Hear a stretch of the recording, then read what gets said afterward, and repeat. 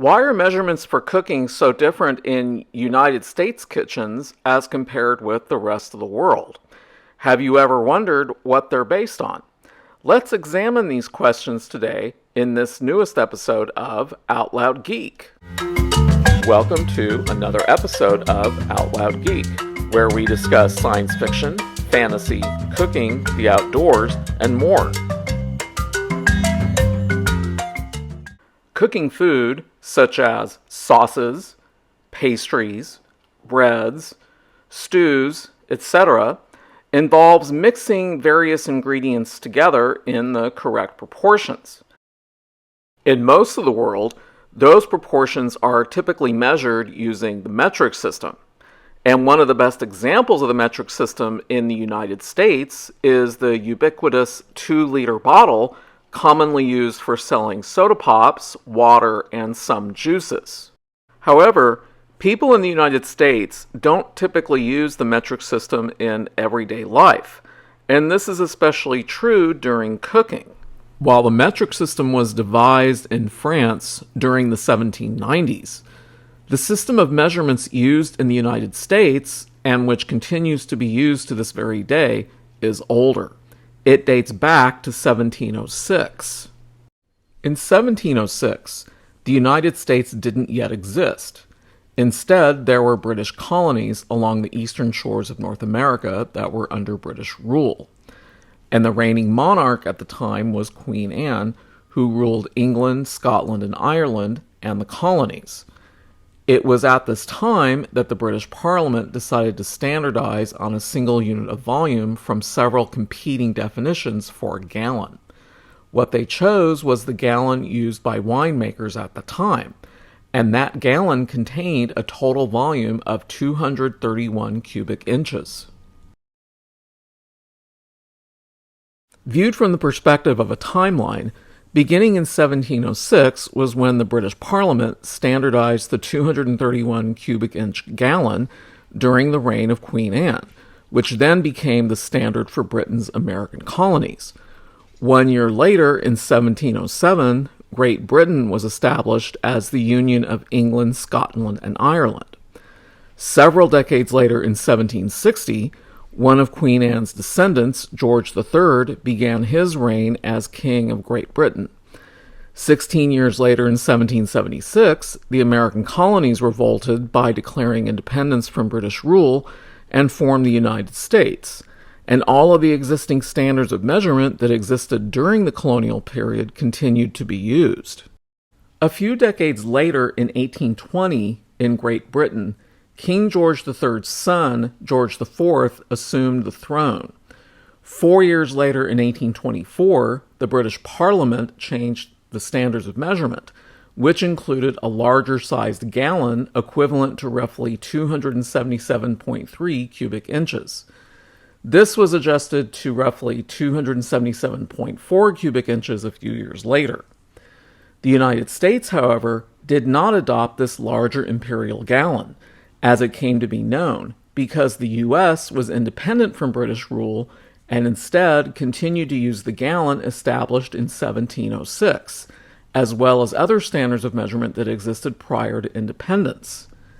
Then, about 141 years later, in 1965, Great Britain, aka United Kingdom, under the reign of Queen Elizabeth II, whose reign began in 1952, formally adopted the metric system as its standard of measurements.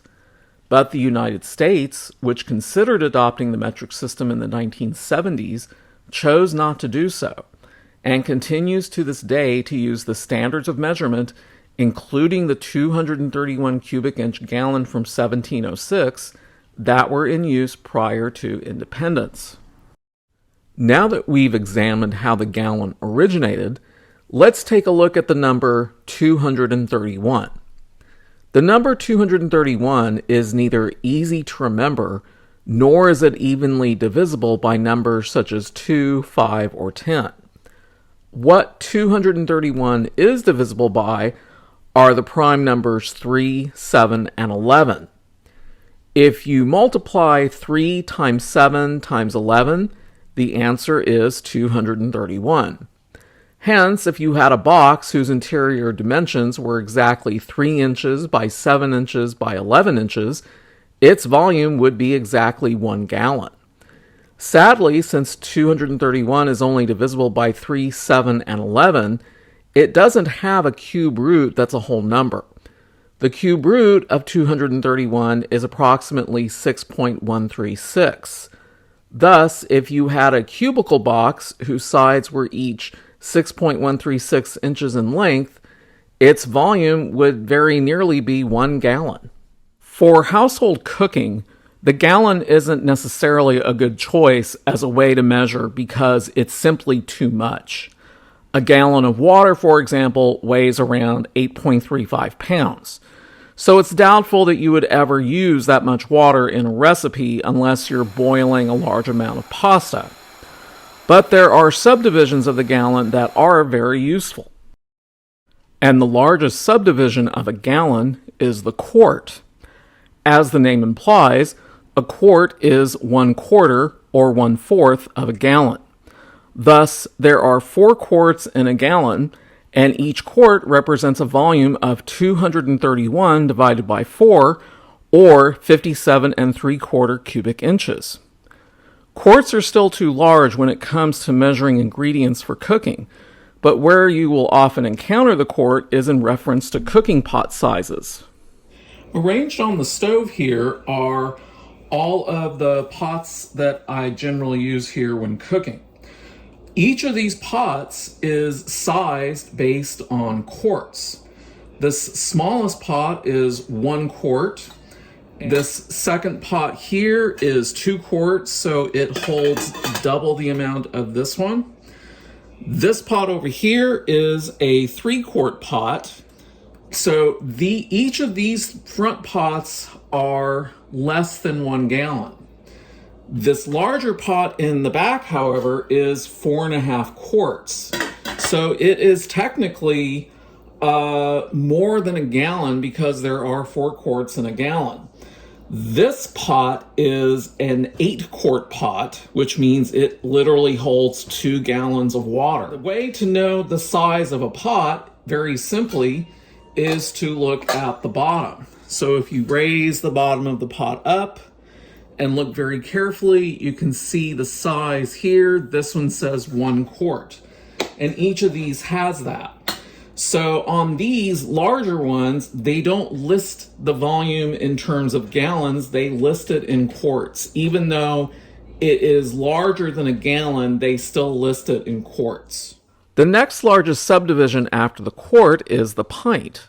A pint is 1/2 of a quart, which means that it's 1/8 of a gallon.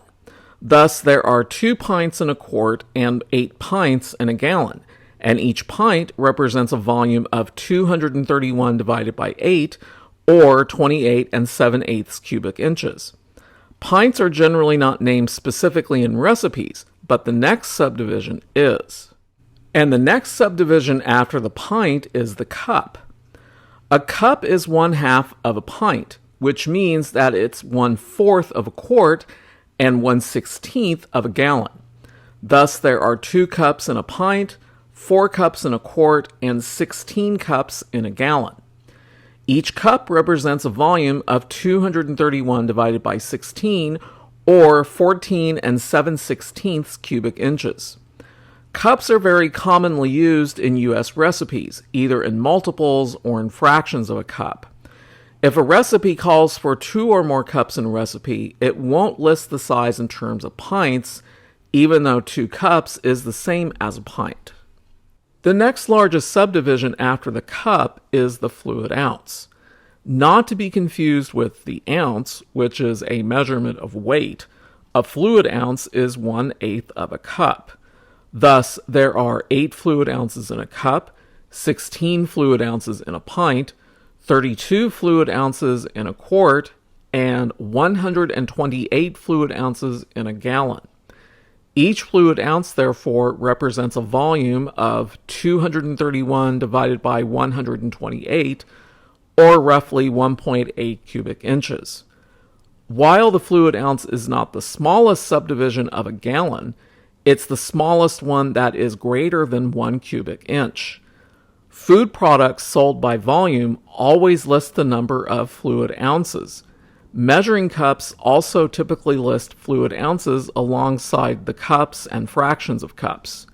If you like cocktails, a jigger glass is essentially a small measuring cup that will show fluid ounces. Here is a measuring cup that I use quite often. I put a paper towel in it so that it's easier to read the lines that are on the side. So this is a 2-cup measuring cup, and it shows the lines to indicate the 1/4, 1/2, and 3/4 points, as well as 1/3 and 2/3 of a cup.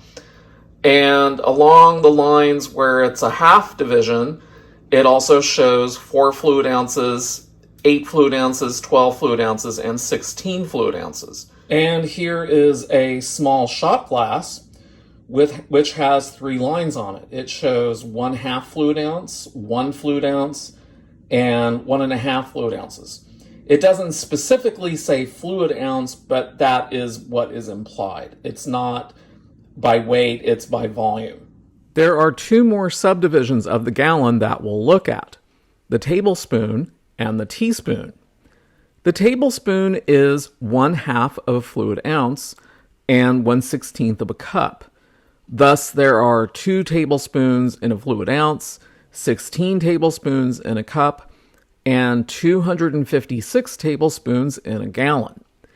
Each tablespoon represents a volume of 231 divided by 256, or roughly 0.9 cubic inches. Now, unlike all of the other subdivisions that were based on 2 or a factor of 2, the teaspoon is 1/3 of a tablespoon. This means that it's also 1/6 of a fluid ounce and 1/48 of a cup. Thus, there are 3 teaspoons in a tablespoon, 6 teaspoons in a fluid ounce, 48 teaspoons in a cup, and 768 teaspoons in a gallon.